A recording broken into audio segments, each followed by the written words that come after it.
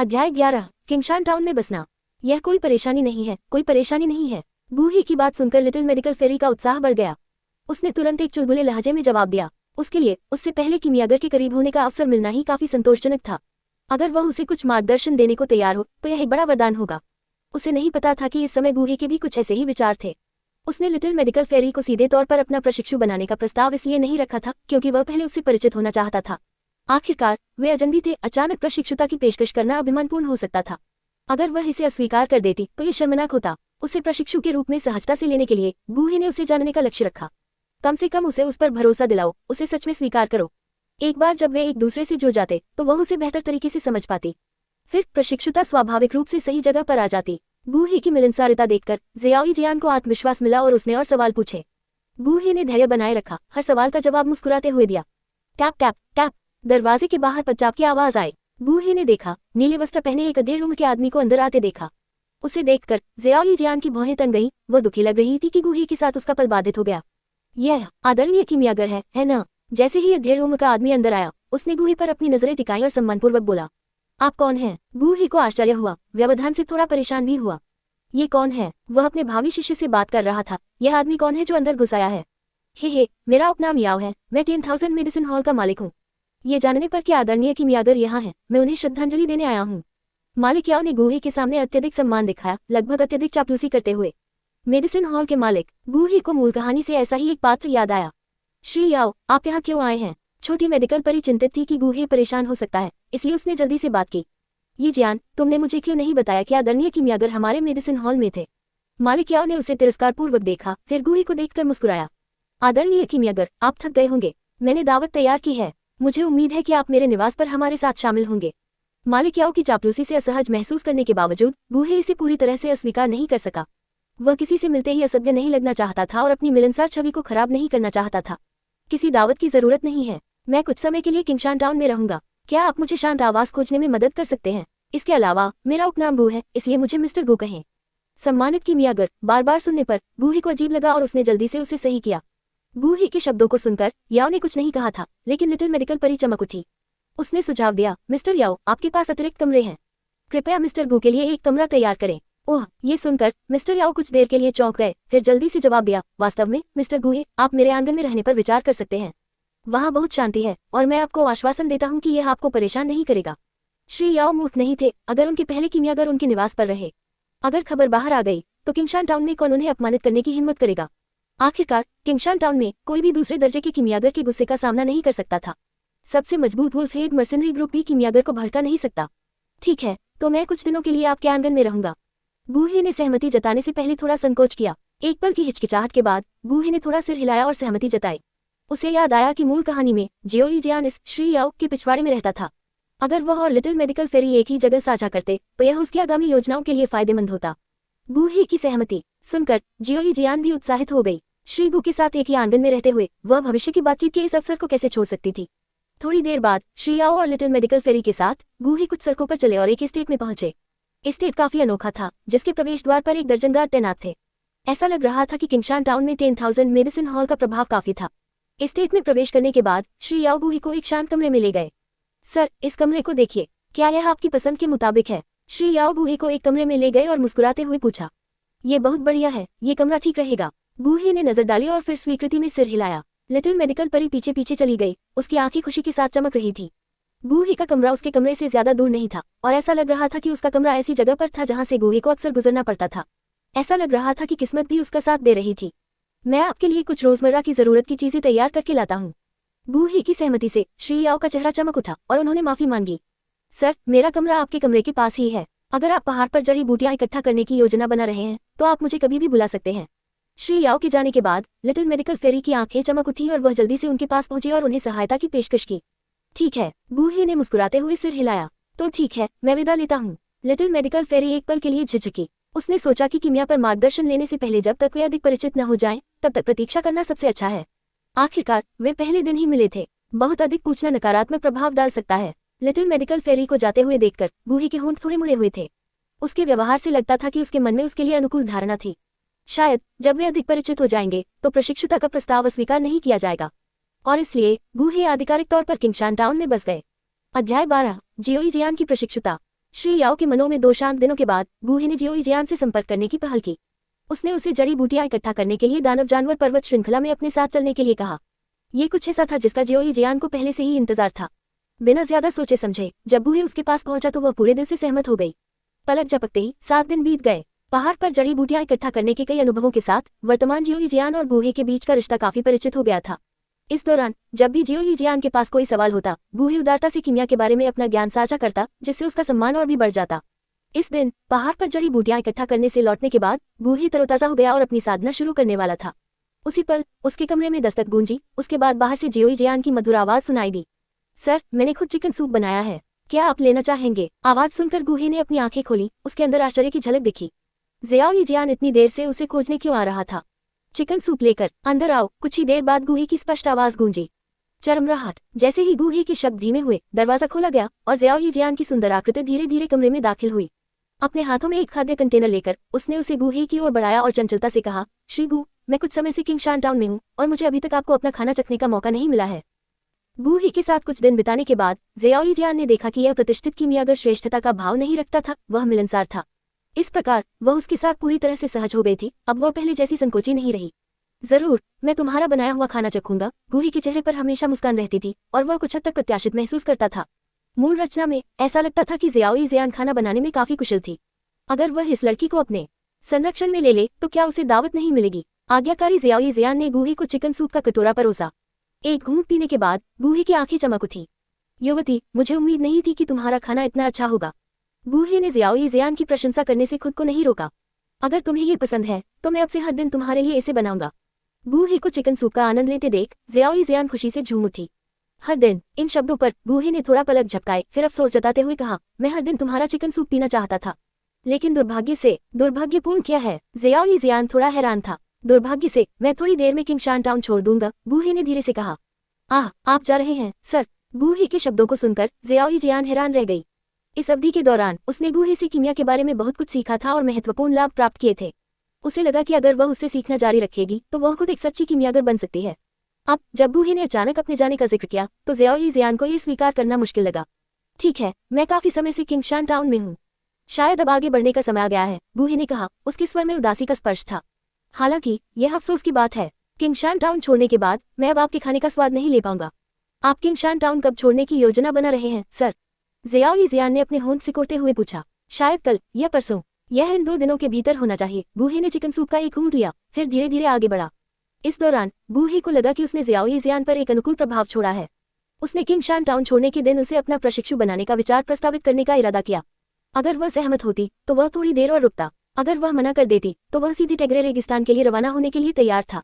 उसने सिस्टम से पूछताछ की थी और इसने पुष्टि की कि एक शिष्य को वास्तव में उसे अपने गुरु के रूप में स्वीकार करना चाहिए। किसी शिष्य को जबरन अपनाना सिस्टम की वापसी तंत्र को ट्रिगर नहीं करेगा। गूहे के शब्दों को सुनकर जियाओ जियान एक पल के लिए चुप हो गई। थोड़ी देर तक झिझकने के बाद उसकी निगाहें धीरे धीरे दृढ़ हो गईं और उसने इशारा करते हुए कहा, वास्तव में सर, अगर आप वास्तव में हर दिन चिकन सूप पीना चाहते हैं तो कोई रास्ता हो सकता है। ओह! इन शब्दों पर गूहे की आंखों में जिज्ञासा का एक संकेत दिखाई दिया और उसने कहा, कृपया मुझे और बताओ।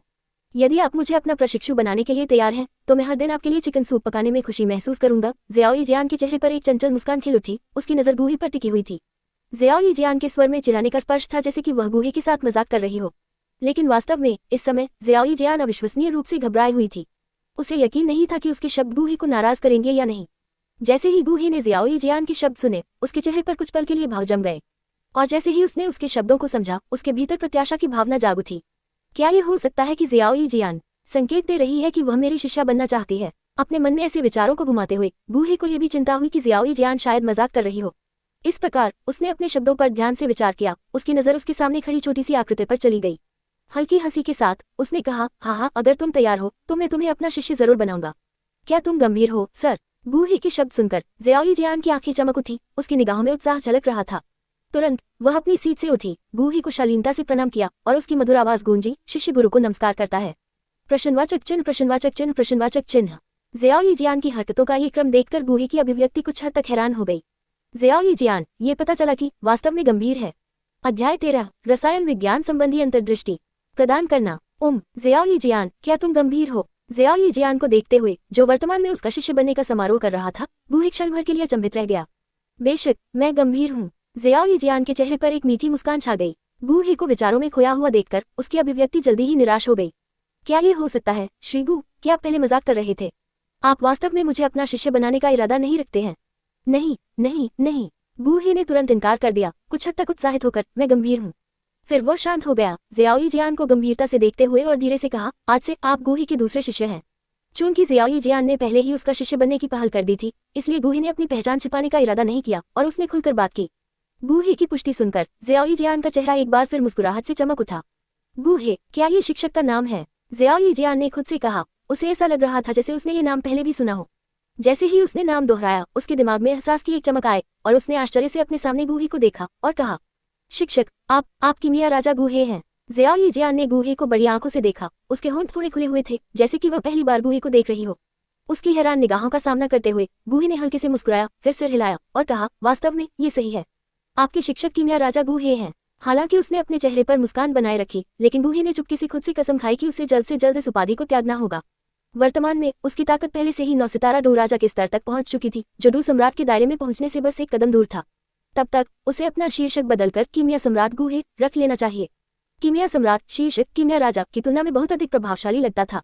अब जब उसने ज़ियाओई जियान को अपना शिष्य बना लिया है, तो इस लक्ष्य को प्राप्त करना बहुत मुश्किल नहीं होगा। मेरे गुरु वास्तव में किमिया राजा हैं, वह वास्तव में किमिया राजा है। गू ही को कबूल करते देख ज़ियाओई जियान पूरी तरह से हैरान हो गई, उसका दिमाग समझने की कोशिश कर रहा था। किमिया राजा गू हे उसके लिए एक महान व्यक्ति के समान था। वह सपने में भी नहीं सोच सकती थी कि एक दिन वह वास्तव में किमिया राजा गू हे की शिष्या बन जाएगी। वह गू ही को एक टक देखती रही, कुछ पल के लिए अवाक रह गई। गू ही ने उसके सामने अपना हाथ हिलाया, हंसते हुए, मूर्ख लड़की, तुम क्या सोच रही हो? क्या तुमने अभी तक इसे संसाधित नहीं किया है? शिक्षक, मैं। ज़ियाओई जियान वास्तविकता में वापस आ गई और गू ही को देखा, उसके शब्द अचानक लड़खड़ा गए। तुम छोटी सी शिष्य बनने के बाद तुम और भी दूर हो गई हो, गू ही ने हंसते हुए कहा और आश्वस्त किया, अभी आराम करो, कल तुम्हारे गुरु तुम्हें किमिया के तरीके सिखाएंगे। ज़ियाओई जियान की अनुपस्थित मानसिकता और उसकी अधूरी समझ को देखकर गू ही ने अभिवादन समारोह आयोजित करने का अपना इरादा त्याग दिया। जल्दबाजी में काम करने से सफलता नहीं मिलेगी, ये स्पष्ट था कि ज़ियाओई जियान उस समय पूरी तरह से मौजूद नहीं थी, इसलिए वह जल्दी में नहीं था। हाँ गुरु, उस स्थिति में शिष्य उसे विदा कर देगा। गू ही के सांत्वना भरे शब्दों को सुनकर ज़ियाओई जियान को कुछ हद तक आश्वस्त महसूस हुआ। उसने गू ही को प्रणाम किया और फिर शालीन कदमों से उसके कमरे से बाहर निकल गई। ये लड़की, ऐसा लगता है कि वह वास्तव में अभी तक नहीं पकड़ी है। गू ही ने मेज पर बचे हुए कटोरे और चॉपस्टिक को देखा, अपना सिर हिलाया और साफ सफाई करने लगा। अभिवादन गुरु। अगली सुबह जैसे ही गू ही जागा, ज़ियाओई जियान की सुंदर आवाज उसके कमरे के बाहर गूंज उठी। ये लड़की इतनी जल्दी उठ गई है, क्या वह पूरी रात सोई नहीं होगी? ज़ियाओई जियान की आवाज सुनकर वह कुछ हैरान हुआ, फिर वह चला गया और धीरे से दरवाजा खोला। गुरु, हे सुप्रभात। ज़ियाओई जियान प्रकट हुई, एक खाद्य कंटेनर पकड़े हुए, उसका चेहरा एक परिचित चंचल मुस्कान से सजी हुई थी। ऐसा लग रहा था कि इस समय उसने गू ही की पहचान को पूरी तरह से अपना लिया था। गुरु, आपने अभी तक नाश्ता नहीं किया है न? आपका शिष्य आपके लिए कुछ लाया है। ज़ियाओई जियान ने खाद्य कंटेनर खोला और एक आकर्षक सुगंध तुरंत कमरे में भर गई। गू ही मदद नहीं कर सका, लेकिन उसकी भूख बढ़ गई। उसने मुस्कुराते हुए सिर हिलाया, ठीक है। वह सोचने से खुद को रोक नहीं सका कि इस शिष्य का होना व्यर्थ नहीं था। अब उसे दिन में 3 बार भोजन की गारंटी थी। ये सुनकर ज़ियाओई जियान खुशी से एक कटोरा और चॉपस्टिक ले आई। एक रात के चिंतन के बाद वह सब कुछ समझ गई थी। उसका शिक्षक किमिया राजा था, क्या ये और भी अच्छा नहीं था? इस उथल पुथल का क्या मतलब था? आखिर जियामा साम्राज्य में कौन सा युवा किमिया राजा गू ही के अधीन प्रशिक्षु नहीं बनना चाहेगा? अपने गुरु के अधीन अध्ययन करने में सक्षम होना वास्तव में सौभाग्य की बात थी। इस समय ज़ियाओई जियान ने अपनी मानसिकता को पूरी तरह से समायोजित कर लिया था। शिष्य, आज मैं आधिकारिक तौर पर आपको किमिया के तरीके सिखाना शुरू करूंगा।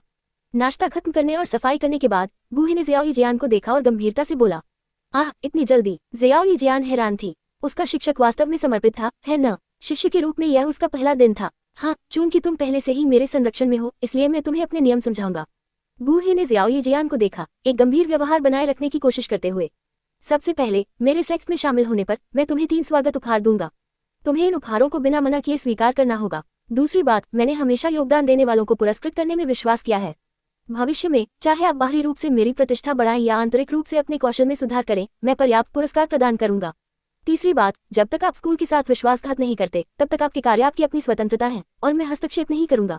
शुरू में गू ही के गंभीर भाव को देखकर ज़ियाओई जियान ने सोचा कि वह कुछ बहुत सख्त आवश्यकताएं लागू कर सकता है। हालांकि इन 3 शर्तों को सुनकर वह अवाक रह गई। आह शिक्षक, बस इतना ही? ज़ियाओई जियान ने अपनी चमकती हुई आंखें झपकाईं, गू ही को कुछ उलझन में देखते हुए। गू ही ने अपना सिर हिलाया और हंसते हुए कहा, मेरे स्कूल में प्रशिक्षुओं के लिए इतने सारे नियम नहीं हैं, बस ये 3। ये बहुत अच्छा है, ज़ियाओई जियान ने धीरे से कहा।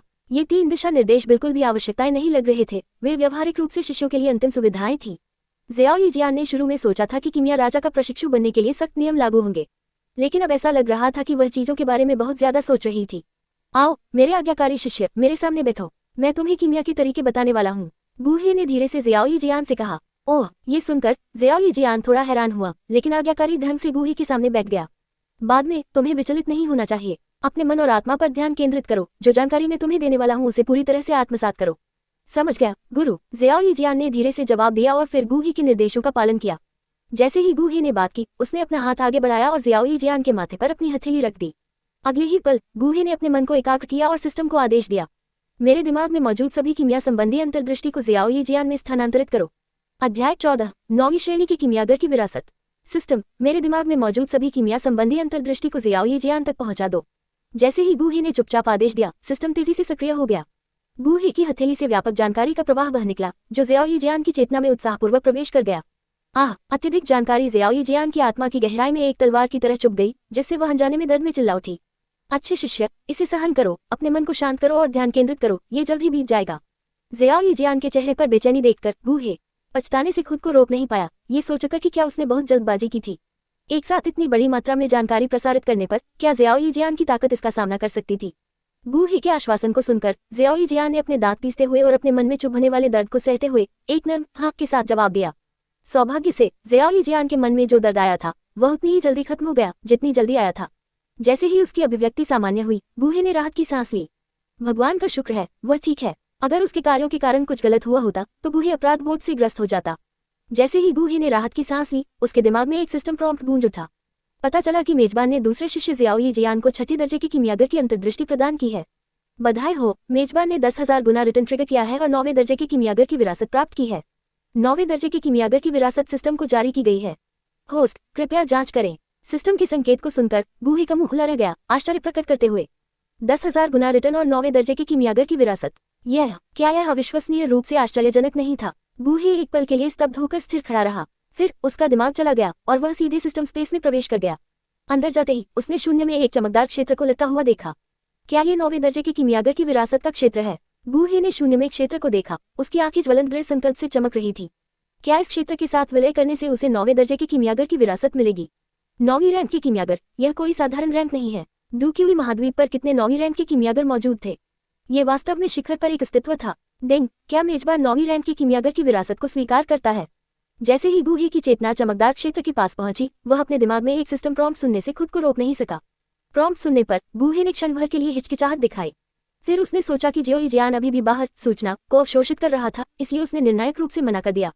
क्या होगा अगर ज़ियाओ जियान समय से पहले जाग गया और विरासत को स्वीकार करने में बाधा उत्पन्न की? ये परेशानी भरा होगा। एक बार फिर पुरानी कहावत सच साबित हुई, जल्दबाजी बर्बाद करती है। गूहे ने मना करने का फैसला किया और ज़ियाओ जियान के जागने तक इंतजार किया। वह विरासत को तब स्वीकार करेगा जब वह अकेला होगा, बिना किसी परेशानी के। इस तरह उसे कोई भी बाधित नहीं करेगा। इस योजना को ध्यान में रखते हुए गूहे के विचार बदल गए और उनकी चेतना धीरे धीरे सिस्टम स्पेस से हट गई। वापस कमरे में गूहे ने धीरे से अपनी आंखें खोली और पाया कि ज़ियाओ जियान अभी भी अपनी आंखें बंद किए हुए थी और स्पष्ट रूप से सूचना प्राप्त करने की प्रक्रिया में लीन थी। उसने ज़ियाओ जियान को रैंक 1 से 6 तक की कीमिया की अंतर्दृष्टि को परिश्रमपूर्वक बताया था। ज़ियाओ जियान की ताकत को देखते हुए इतनी व्यापक मात्रा में जानकारी को अवशोषित करना वास्तव में एक चुनौती थी। हालांकि सिस्टम स्पेस में 9वें रैंक के कीमियागर विरासत क्षेत्र के विचार ने गूहे के होठों पर एक संतुष्ट मुस्कान ला दी। अंत में सब कुछ इसके लायक होगा। ये केवल दुर्भाग्यपूर्ण था कि ज़ियाओ जियान को कठिनाई सहन करनी पड़ी। जैसे ही उसने ज़ियाओ जियान की भौं को देखा, गूहे ने मन ही मन कसम खाए, अच्छे शिष्य, इस बार तुमने कष्ट सहा है, मैं भविष्य में इसकी भरपाई करूंगा। गूहे ने अपने लिए सुगंधित चाय का एक कप डाला और धैर्यपूर्वक ज़ियाओ जियान के खत्म होने का इंतजार करते हुए उसका स्वाद लिया। लगभग 1 घंटे के बाद गूहे ने 7 या 8 कप चाय पी ली थी, जिससे उसका पेट तरल पदार्थ से भर गया था। इस समय ज़ियाओ जियान की पलकें फड़क उठी और उसने आखिरकार धीरे से अपनी आंखें खोली। शिक्षक, ज़ियाओ जियान की खूबसूरत आंखें झपक उठी। पहले तो उलझन का भाव प्रकट हुआ, फिर उसे कुछ याद आया जिसने उसकी चमकदार निगाहों में उत्साह जगा दिया। इस समय उसने गूहे द्वारा दी गई लगभग सारी जानकारी को अपने मन में समाहित कर लिया था, और यह वही जानकारी थी जिसने उसे उत्साह और विस्मय से भर दिया। 6ठी रैंक के कीमियागर की अंतर्दृष्टि। पहली से 6ठी रैंक के कीमियागर के लिए आवश्यक सभी कीमियागर अंतर्दृष्टि आश्चर्यजनक रूप से शिक्षक ने उन्हें एक ही बार में प्रसारित कर दिया। ज़ियाओ जियान ने अपने मन में जानकारी को याद किया, विशद और गहराई से अंकित। उसे लग रहा था कि ये अंतर्दृष्टियां पहले से ही उसके मन में थी, अविस्मरणीय। ऐसी विधि वास्तव में चमत्कारी। ज़ियाओ जियान जानती थी कि ये शिक्षक ने उसके मन में छोड़ी थी। अपने मन में गहन जानकारी के बारे में सोचते हुए एक हल्की मुस्कान बनी। शिक्षक, आपकी मुलाकात का उपहार वास्तव में महत्वपूर्ण है। हालांकि उसे गूही द्वारा पहले बताए गए 3 उपहार याद आ गए। ये पहला उपहार आश्चर्यजनक था, अगले 2 के बारे में क्या? ये सोचते हुए ज़ियाओ जियान की निगाहें उत्साह से भर गईं। अरे अरे, तुम क्या सोच रहे हो? ला टपक रही है। हो उस समय एक बड़े हाथ ने ज़ियाओ जियान के सिर को थपथपाया, जिससे वह अपने विचारों से बाहर आ गई। क्या मैं ला टपका रही हूँ? ज़ियाओ जियान घबरा गई। उसने अपना मुंह पोंछा। नहीं, मैं नहीं टपका रही हूँ। उलझन में उसने अपना सिर उठाया और गूही के चेहरे पर एक चिढ़ाने वाला भाव देखा, जो उसके इरादे को समझ गया। शिक्षक, आप मुझे चिढ़ा रहे हैं? ज़ियाओ जियान शर्मा गई, शर्मिंदा हुई। हे, उसकी बेचैनी देखकर गूही मुस्कुराया, धीरे से पूछा, तुम्हें कैसा लग रहा है? कोई असहजता। ज़ियाओ जियान ने पलकें झपकाई, फिर अपना सिर हिलाया। उसकी आवाज हल्की थी, शिक्षक, मैं ठीक हूँ। गूही ने गंभीरता से सिर हिलाया। तुम्हें मेरे द्वारा दी गई रसायन विज्ञान की अंतर्दृष्टि को समझना चाहिए। एक बार जब तुम उनमें महारत हासिल कर लोगे तो तुम छठे दर्जे के कीमियागर के दायरे से दूर नहीं रहोगे। हाँ, मैं समझ गया, ज़ियाओ जियान ने आज्ञाकारी ढंग से उत्तर दिया। बाद में गूही ने उसकी थकान को देखकर संकोच किया। उसने आगे की ट्रेनिंग को कल तक के लिए टालने का फैसला किया। आज उसने पहले ही कई चुनौतियों का सामना किया था, उसे आराम करना चाहिए। एक सौम्य स्वर में गूही ने कहा, प्रशिक्षु, चलो आज के लिए यही रुकते हैं। जाओ और आराम करो। स्वाभाविक रूप से ज़ियाओ जियान ने सिर हिलाया, टेबलवेयर को साफ किया और कमरे से बाहर निकल गया। उसके चले जाने के बाद गूही ने दरवाजा बंद किया, बिस्तर पर बैठ गया और तुरंत सिस्टम स्पेस में प्रवेश किया। मदराते हुए विरासत प्रकाश क्षेत्र को देखते हुए गूही ने आदेश दिया, सिस्टम, 9वें रैंक के कीमियागर की विरासत प्राप्त करना शुरू करो। जैसे ही गूही के शब्द निकले, विरासत प्रकाश क्षेत्र एक सफेद रोशनी में बदल गया और गूही के दिमाग में प्रवेश कर गया। अध्याय 15, दूसरा पुरस्कार। जैसे ही विरासत प्रकाश क्षेत्र गूही के दिमाग में प्रवेश किया, जानकारी का एक विशाल प्रवाह फूट पड़ा। इससे पहले कि गूही प्रतिक्रिया कर पाता, उसके दिमाग में जानकारी की एक जबरदस्त धारा भर गई। अचानक गूही खुद को रोक नहीं सका और एक दयनीय चीख निकाल दी। उसके दिमाग में जानकारी के अनगिनत गहरे टुकड़े बेतहाशा उमड़ पड़े। गूही को लगा जैसे उसकी आत्मा को मांस की चक्की में फेंक दिया गया हो, बेरहमी से फाड़ दिया गया हो। इस पल उसने स्पष्ट रूप से उस दर्द का अनुभव किया जो ज़ियाओ जियान ने पहले सहा था। नहीं, ज़ियाओ जियान की तुलना में वह जिस पीड़ा का सामना कर रहा था वह और भी तीव्र थी। आखिरकार ये 9वीं रैंक के कीमियागर की विरासत थी। अपनी आत्मा के फटने की अनुभूति को सहने के लिए खुद को मजबूर करते हुए गूही ने अपनी मानसिक स्थिति को स्थिर किया और जानकारी की इस विशाल लहर को अवशोषित करने पर पूरी तरह से ध्यान केंद्रित किया। जैसे ही विरासत प्रकाश क्षेत्र के भीतर की जानकारी गूही के दिमाग में भर गई, उसकी आत्मा में गहरा दर्द और भी मजबूत हो गया। गूही का रंग बहुत पीला पड़ गया था और उसका कभी सुंदर और सुडौल चेहरा अब अविश्वसनीय रूप से विकृत लग रहा था। उसे लगा जैसे उसकी चेतना डूबने की कगार पर है, धीरे धीरे धुंधली होती जा रही है। जैसे ही गूही बेहोशी में जाने वाला था, उसके सीने में कुछ हुआ। अधिक सटीक रूप से उसके हृदय क्षेत्र में अचानक इंद्रधनुषी रंग की रोशनी का एक विस्फोट हुआ। अगर इस समय गूही की चेतना स्पष्ट होती तो वह इसे अपने शरीर के अंदर देख सकता था। रहस्यमय रून उत्सर्जित करने वाला एक हृदय इंद्रधनुषी रंग की चमक में लिपटा हुआ। इंद्रधनुषी चमक ने धीरे धीरे गूही के पूरे शरीर को ढक लिया। बाहर से उसका आकार अस्पष्ट हो गया, केवल बिस्तर पर प्रकाश की एक गेंद रह गई। जैसे ही इंद्रधनुषी रोशनी उसकी आत्मा की गहराई में घुसी, गूही ने तुरंत अपनी आत्मा के माध्यम से एक ठंडी सनसनी महसूस की, जो धीरे धीरे उसके दिमाग की स्पष्टता को बहाल कर रही थी। अपने शरीर में बदलाव को महसूस करते हुए गूही की आंखों में आश्चर्य की चमक आ गई। फिर उसकी चेतना उसके शरीर में उतरी और उसने उस हृदय को खोज लिया जो इंद्रधनुषी रंग की रोशनी उत्सर्जित कर रहा था। ये है 7UP एक्सक्लूसिव पिल हॉट का प्रभाव। गूही को तुरंत सब कुछ समझ में आ गया। उसने उम्मीद नहीं की थी कि 7UP एक्सक्लूसिव पिल हॉट का ऐसा प्रभाव होगा। गूही का हृदय आनंदित हुआ। उसने अपने विचारों में अपार जानकारी प्राप्त करने के लिए अपने मन को तुरंत केंद्रित किया। 7 छिद्रों वाली उत्तम हृदय की गोली की सहायता से गूही को कोई दर्द महसूस नहीं हुआ, क्योंकि उसने विरासत के प्रकाश क्षेत्र की पूरी जानकारी को सहजता से अवशोषित कर लिया। जैसे जैसे कमरा बहुरंगी रोशनी से जगमगाता गया, समय बीतता गया। आसमान धीरे धीरे काला होता गया, जल्द ही शाम होने लगी। इस क्षण गूही के शरीर पर बहुरंगी चमक आखिरकार फीकी पड़ गई। इसके साथ ही बिस्तर पर लेटे हुए गूही ने धीरे धीरे अपनी आंखें खोली। उसकी निगाहों में अत्यंत उत्साह की चमक थी। मैंने कर दिखाया, मैं सफल हुआ। गूही तुरंत उठ गया। उसका सुंदर चेहरा बेकाबू उत्साह से चमक उठा। उसने जानकारी को अपने दिमाग में पूरी तरह से स्वीकार कर लिया था। अपनी आंखें बंद करने पर 9वें दर्जे के कीमियागर की विरासत से व्यापक ज्ञान उसके दिमाग में तेजी से कौंध गया। जैसे कि ये विवरण उसके दिमाग में गहराई से अंकित हो गए थे, जिन्हें कभी नहीं भुलाया जा सकता। अब उसके दिमाग में 9वें दर्जे के कीमियागर के जीवनकाल की कीमियाई अंतर्दृष्टि थी। उत्साह से चमकती आंखों के साथ गूही कड़ाही निकालकर दवा बनाने के लिए उत्सुक था। फिर भी उसके शेष संयम ने उसे रुकने पर मजबूर कर दिया। कीमिया के लिए शांत और संयमित मन की आवश्यकता होती है और उसकी वर्तमान स्थिति उपयुक्त नहीं थी। मेज पर आकर गूही ने अपने लिए सुगंधित चाय का एक कप डाला। जैसे ही भापदार तरल उसके पेट में गया, वह धीरे धीरे शांत हो गया। अपने नए शांत होने के दौरान गूही ने अपने आप में कुछ बदलाव भी देखे। सबसे पहले 9वें दर्जे के कीमियागर के विरासत प्रकाश क्षेत्र से विशाल जानकारी प्राप्त करने के बाद ऐसा लगा कि उसकी आध्यात्मिक शक्ति बहुत बढ़ गई है। इस परिणाम के बारे में गूही ने थोड़ा पलक झपकाई, फिर एक कड़वी मुस्कान दिखाई। ये वास्तव में व्यर्थ नहीं था। उसने अभी जो अपार दर्द सहा था, वास्तव में इसने उस पुरानी कहावत की पुष्टि की, दर्द के बिना कोई लाभ नहीं है। गूही ने ध्यान से अपने भीतर महसूस किया और यह जानकर चकित रह गया कि उसकी वर्तमान आध्यात्मिक शक्ति ने 7वें दर्जे के कीमियागर की आत्मा की शक्ति की आवश्यकताओं को पूरा किया था। 7वीं श्रेणी का कीमियागर बनने के लिए कीमिया में मानक हासिल करने के अलावा आध्यात्मिक शक्ति की तीव्रता से मेल खाने की भी आवश्यकता थी। और दोनों पहलुओं में गूही के लिए, जिसने अब 9वीं श्रेणी की कीमियागर की विरासत को विरासत में लिया था, दोनों ही हासिल हो चुके थे। दूसरे शब्दों में, गूही के पास अब डू सम्राट के लिए प्रयास करने की क्षमता थी। अपने मन में विरासत में मिले कई परिष्कृत कीमियागर रहस्यों के साथ गूही को डू सम्राट के स्तर तक पहुंचने का जबरदस्त विश्वास था। इसके अलावा गूही को एहसास हुआ कि उसकी साधना की अड़चन ढीली हो गई है। इस दर पर बाहरी सहायता के बिना भी वह कुछ ही समय में डू सम्राट के दायरे में प्रवेश कर सकता था। अप्रत्याशित रूप से इस बार उसने इतने सारे अतिरिक्त लाभ प्राप्त किए थे। अपने विचारों को समाप्त करने पर गूही के चेहरे पर एक संतुष्ट मुस्कान छा गई। चाय का प्याला उठाते हुए उसने धीरे से एक घूंट लिया। कल के आगमन के लिए कुछ उत्सुकता महसूस कर रहा था। अगले दिन सूरज पहले से ही ऊंचा था और गूही अभी भी गहरी नींद में सो रहा था। शायद ये कल की उस अपार जानकारी का एकीकरण था जिसने गूही को कुछ थका हुआ महसूस कराया। यह उसके लिए काफी असामान्य था, जो सुबह जल्दी उठने का आदी था। शिक्षक, शिक्षक! बाहर से ज़ियाओ जियान की कोमल और मधुर आवाज ने आखिरकार गूही को उसकी नींद से जगाया। बाहर आसमान की ओर देखते हुए गूही को आखिरकार एहसास हुआ कि वह देर से सो गया था। बाहर से ज़ियाओ जियान की आवाज सुनकर गूही खुद को रोक नहीं पाया और व्यंग्यपूर्वक मुस्कुराया। लगता है कि कल से कुछ दुष्परिणाम है। हालांकि अंदर सोने का एहसास काफी अच्छा था। शिक्षक, शिक्षक! अंदर से कोई प्रतिक्रिया न देखकर ज़ियाओ जियान ने कुछ और बार आवाज लगाई। आ रहा हूँ, गूही चिल्लाया और फिर कुशलता से कपड़े पहने दरवाजा खोलने के लिए आगे बढ़ा। शिक्षक, क्या आप अभी भी नहीं जागे हैं? ज़ियाओ जियान ने कमरे में अपना सिर घुसाया, इधर उधर देखा और उसका चेहरा संदेह से भरा हुआ था। ये सुनकर गूही शर्मिंदा लग रहा था। इस नई दुनिया में वह केवल एक बार सोया था और उसके शिष्य ने उसे रंगे हाथों पकड़ लिया। खांसी खांसी, अच्छा। जैसे ही गूही स्पष्टीकरण देने वाला था, ज़ियाओ जियान को अचानक कुछ एहसास हुआ। उसकी अभिव्यक्ति बदल गई और उसने खुद को दोषी ठहराया। गुरु, ये कल की वजह से नहीं है कि तुम थक गए हो, है ना? ये तुम्हारी गलती नहीं है। गूही ने शुरू किया, लेकिन ज़ियाओ जियान पहले से ही खुद को दोषी मान रही थी। ओह! गूही उसके शब्दों से थोड़ा हैरान था। उसे लगा कि वह काफी कल्पनाशील थी।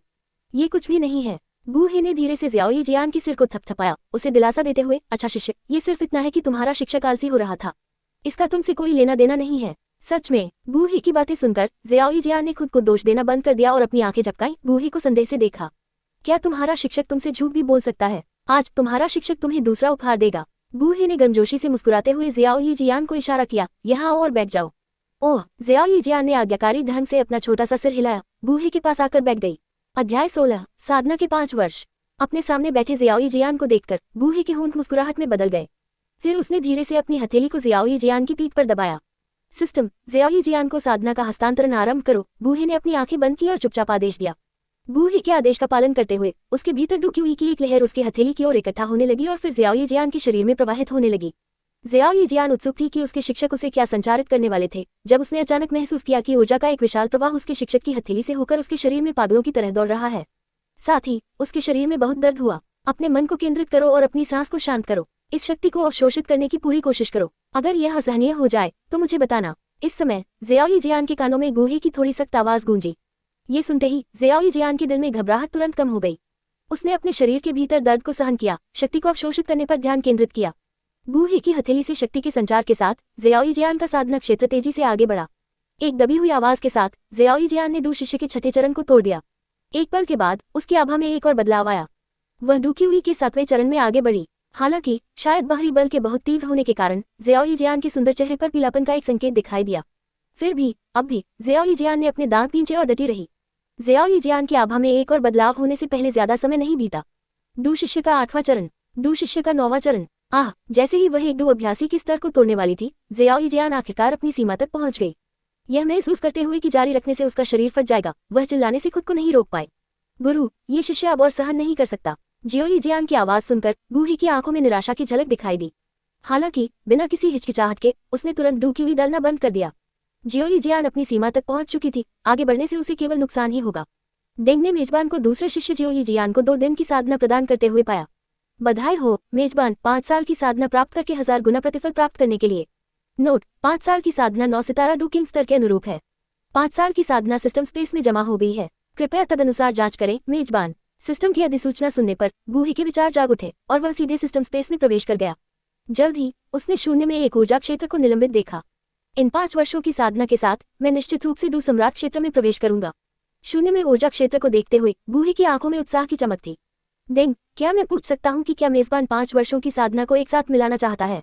जैसे ही गूही की चेतना ने ऊर्जा क्षेत्र को छुआ, उसके दिमाग में एक सिस्टम प्रॉम्प्ट सुनाई दिया। नहीं, बिना किसी हिचकिचाहट के गूही ने निर्णायक रूप से मना कर दिया और जल्दी से सिस्टम स्पेस से बाहर निकल गया। डू सम्राट क्षेत्र में प्रवेश करने से निस्संदेह डूक्यूई का एक विशाल तूफान शुरू हो जाएगा, जिससे एक जबरदस्त सनसनी पैदा होगी। उसे सफलता प्राप्त करने के लिए एक शांत जगह की आवश्यकता थी। धीरे धीरे अपनी आंखें खोलते हुए गूही ने देखा कि ज़ियाओ जियान अभी भी अपने शरीर के भीतर ऊर्जा को पचाने में डूबी हुई है। गूही को महसूस हो रहा था कि ज़ियाओ जियान इस समय डू डिसिपल क्षेत्र को तोड़ने की कगार पर थी। हालांकि ये दुर्भाग्यपूर्ण था कि उसका शरीर डूक्यूई के एक और जलसे को झेलने के लिए बहुत कमजोर था। गूही ने ज़ियाओ जियान को परेशान नहीं किया और चुपचाप टेबल के पास बैठकर अपनी चाय की चुस्की ली। आधे घंटे बाद ज़ियाओ जियान ने धीरे धीरे अपनी आंखें खोली। अपने भीतर निहित शक्ति को महसूस करते हुए उसकी खूबसूरत आंखों में उत्साह चमक उठा। डू डिसिपल का शिखर 9वां चरण। इतने कम समय में वह डू डिसिपल के मूल 5वें चरण से 9वें चरण के शिखर पर पहुंच गई थी। यह अविश्वसनीय था। ज़ियाओ जियान की नजर गूही पर चली गई। उसकी आंखों में कृतज्ञता स्पष्ट थी। स्वाभाविक रूप से वह जानती थी कि यह सब उसके शिक्षक की मदद के कारण ही संभव हुआ, जिससे इतना महत्वपूर्ण परिवर्तन संभव हुआ। शिक्षक, धन्यवाद। ज़ियाओ जियान खड़ा हुआ, गूही के पास गया और सम्मानपूर्वक झुक गया।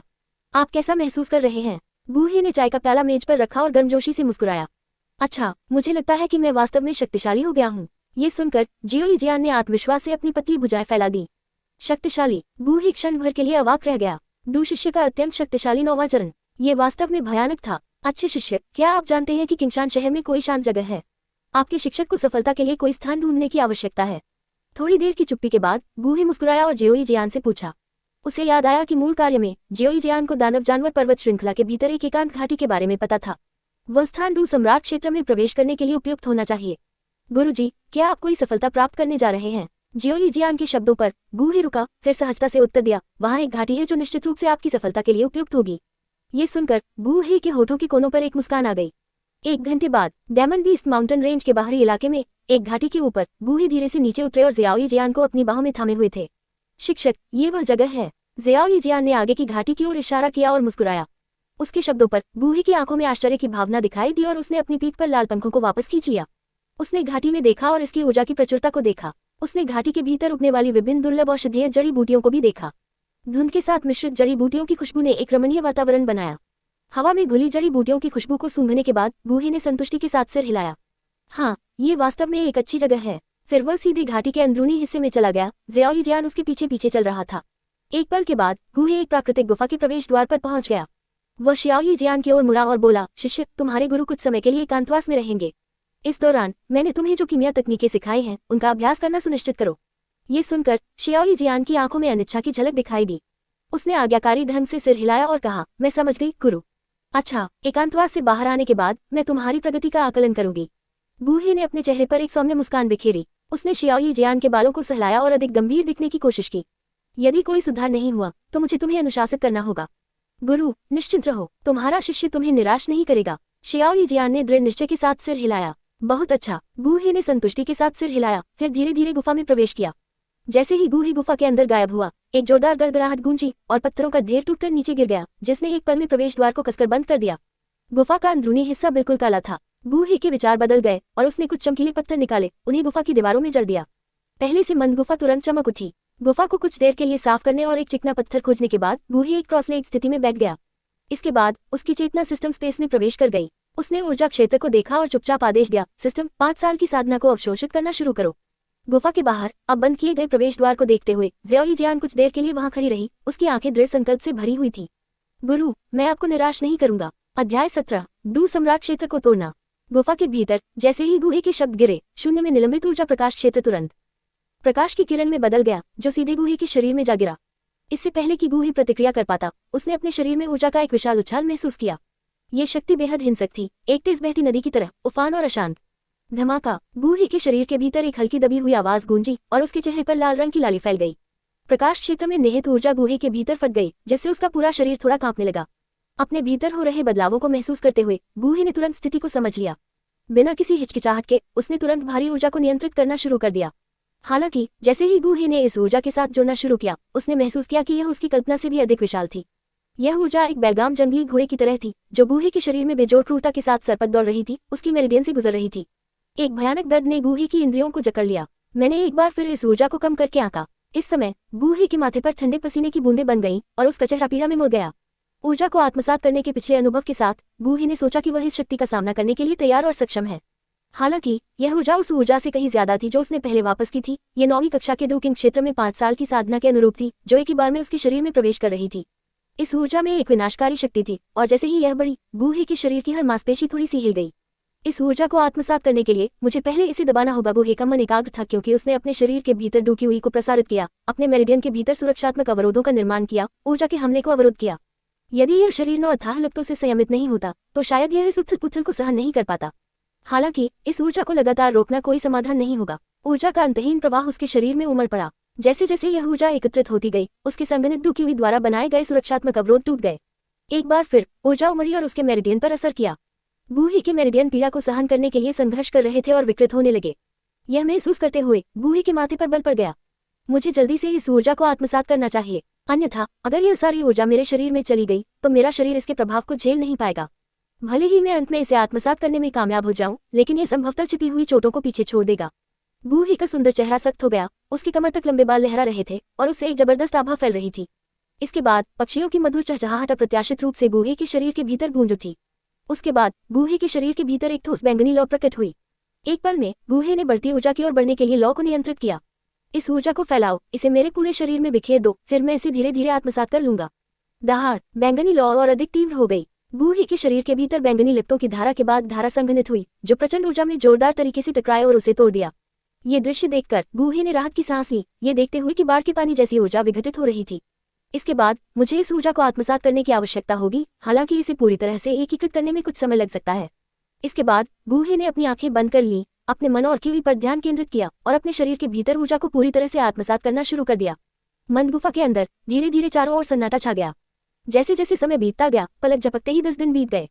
घाटी के अंदर मलबे के ढेर के नीचे दबी गुफा के अंदर लगभग 10 दिनों से बंद एक जोड़ी आंखें आखिरकार थोड़ी सी कांप उठी और धीरे धीरे खुल गईं। आंखें खुलते ही बिजली की चमक काली काली आंखों में से गरज के साथ निकलती हुई प्रतीत हुई। उसी क्षण घुटन भरी गुफा के भीतर हवा से भी एक हल्की चटकने वाली आवाज निकली।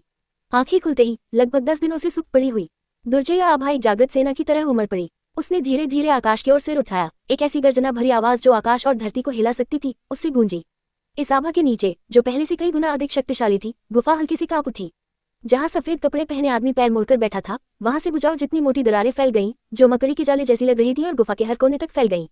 चट बैठे हुए पत्थर से एक हल्की आवाज आई और फिर अचानक छोटी छोटी दरारें दिखाई देने लगी। एक आश्चर्यजनक गति से ये दरारें पूरे पत्थर में फैल गईं। अंत में एक गहरी गड़गड़ाहट की आवाज के साथ पत्थर अनगिनत टुकड़ों में बिखर गया। हालांकि पत्थर टूट गया, लेकिन उस पर बैठा सफेद कपड़ों वाला आदमी स्थिर रहा। उसके पैर हवा में क्रॉस किए हुए थे और उसे किसी बाहरी ताकत का सहारा नहीं था। तो यह एक सम्राट की अनुभूति है। गूहे के हाथ धीरे धीरे फैल गए और जैसे ही उसने अपने शरीर के भीतर दबी हुई को महसूस किया, उसके मुंह के कोने पर एक हल्का चाप दिखाई दिया। इस समय उसके भीतर दुनिया पर प्रभुत्व की भावना उभरी। शक्तिशाली आत्मा शक्ति उसके शरीर के मूल से निकली, सभी दिशाओं में एक तूफान की तरह फैल गई, बिजली की तरह फैल गई। शक्तिशाली आत्मा शक्ति गुफा से तेजी से फैल गई, पूरी घाटी को घेर लिया। जैसे जैसे ये स्कैन हुआ, गूहे को पूरी घाटी के भीतर की स्थिति के बारे में पता चला। हालांकि उसकी आत्मा शक्ति का विस्तार घाटी के भीतर नहीं रुका। यह विशाल दानव जानवर पर्वत श्रृंखला की ओर फैलता रहा। जैसे जैसे उसकी आत्मा शक्ति फैलती गई, गूहे के दिमाग में कई दृश्य प्रतिबिंबित होते गए। बेशक दुर्जय दानव जानवर पर्वत श्रृंखला के भीतर कुछ शक्तिशाली जानवर गूहे की आत्मा स्कैन से बच नहीं सके। हालांकि निचले स्तर के कई जानवर उसके स्कैन के बारे में जानते थे। कुछ विशेष प्राणियों को छोड़कर अधिकांश गूहे की आत्मा को कोई नुकसान नहीं पहुंचा सके। नतीजतन विशाल पर्वत श्रृंखला के भीतर धरती को हिला देने वाली दहाड़ें गूंज उठी और कई निचले स्तर के राक्षसी जानवर गूहे की आत्मा स्कैन को महसूस करते ही कांप उठे। इन जानवरों को गूहे की उपस्थिति का एहसास होने के बावजूद कुछ विशेष क्षमताओं वाले जानवरों को छोड़कर अधिकांश उसकी दुर्जय आत्मा शक्ति को प्रभावित नहीं कर सके। इस प्रकार उसके जबरदस्त स्कैन के तहत उसकी आत्मा अछूती रही। शक्तिशाली आत्मा शक्ति सैकड़ों मील के दायरे में फैली हुई थी। हालांकि इस विस्तार की एक निश्चित सीमा लगती थी। इस प्रकार जब गूहे की आत्मा शक्ति एक निश्चित पर्वत धारा तक पहुंची तो वह आगे बढ़ने में असमर्थ थी। ये देखकर गूहे का मन हिल गया। आत्मा की शक्ति जो ज्वार की तरह फैल गई थी, बिजली की तरह तुरंत वापस आ गई। कुछ ही सांसों में ये पूरी तरह से उसके शरीर में वापस आ गई। जैसे ही उसकी आत्मा की शक्ति पूरी तरह से समाहित हो गई, गूहे ने अपना सिर थोड़ा पीछे झुकाया और एक लंबी सांस छोड़ी। अब मेरा एकांतवास खत्म करने का समय आ गया है। अध्याय 18 गुफा अन्वेषण। घाटी के भीतर गूहे एक उज्ज्वल अभिव्यक्ति के साथ गुफा से बाहर निकल आया। सम्राट क्षेत्र प्राप्त करने के बाद अब वह साम्राज्य के कुलीन लोगों में गिना जाने लगा। अंत में उसके पास आत्मरक्षा का एक उपाय था। एक विचार के साथ उसके लाल पंख उसके पीछे फैल गए। एक हल्का कदम उठाते हुए गूहे जमीन से ऊपर उठा और घाटी के निकास की ओर बढ़ गया। ओह, ये लड़की यहाँ क्यों है? उस क्षण गूहे ने एक सफेद वस्त्र पहने हुए व्यक्ति को धीरे धीरे बाहर से घाटी की ओर आते देखा। यह ज़ियाओ जियान थी। गूहे के उसकी ओर उतरते ही उसके होठों पर मुस्कान आ गई।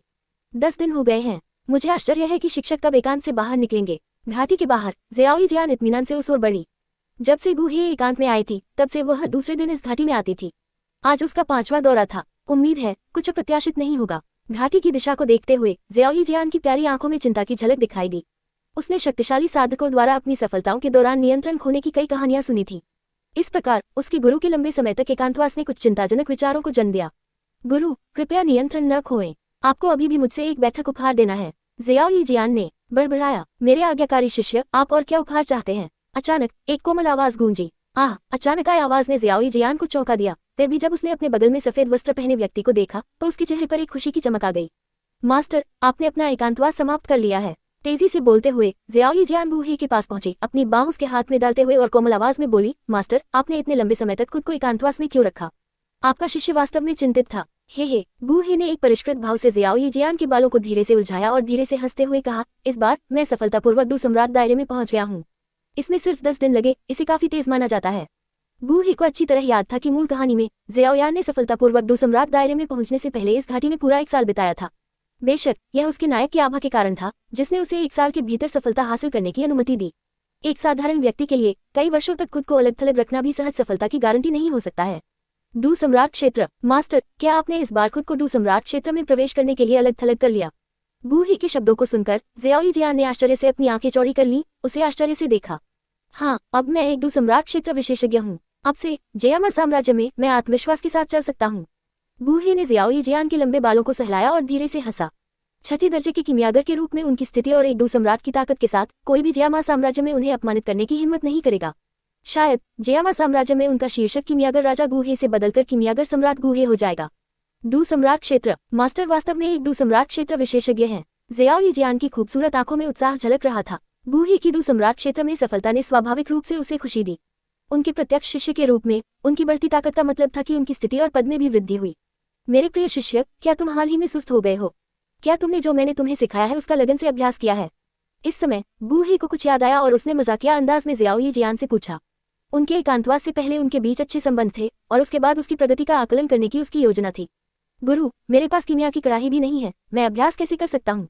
ये सुनकर ज़ियाओ जियान की आवाज में पीड़ा की भावना थी।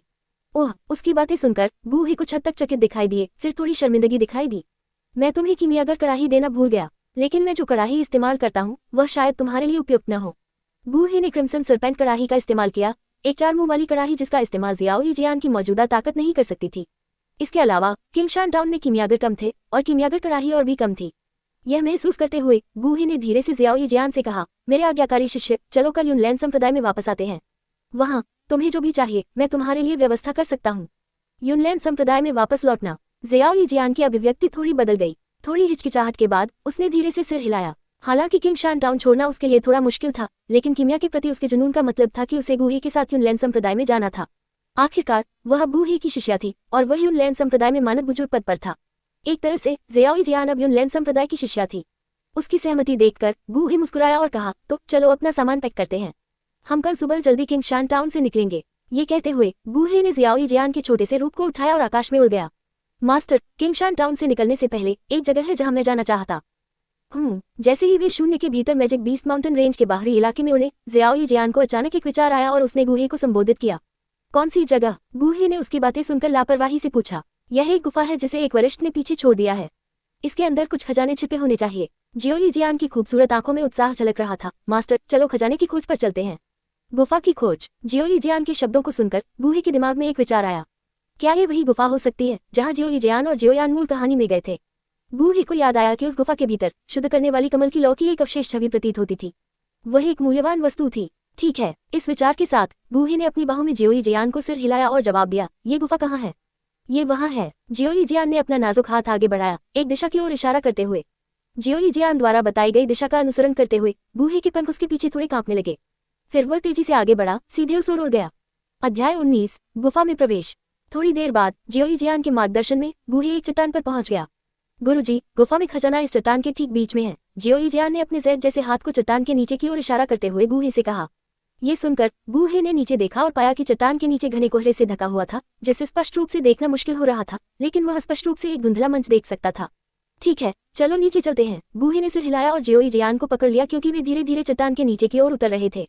जब वे दोनों धुंध में प्रवेश कर रहे थे तो उनकी पीठ पर लालपन हल्के से फड़फड़ा रहे थे।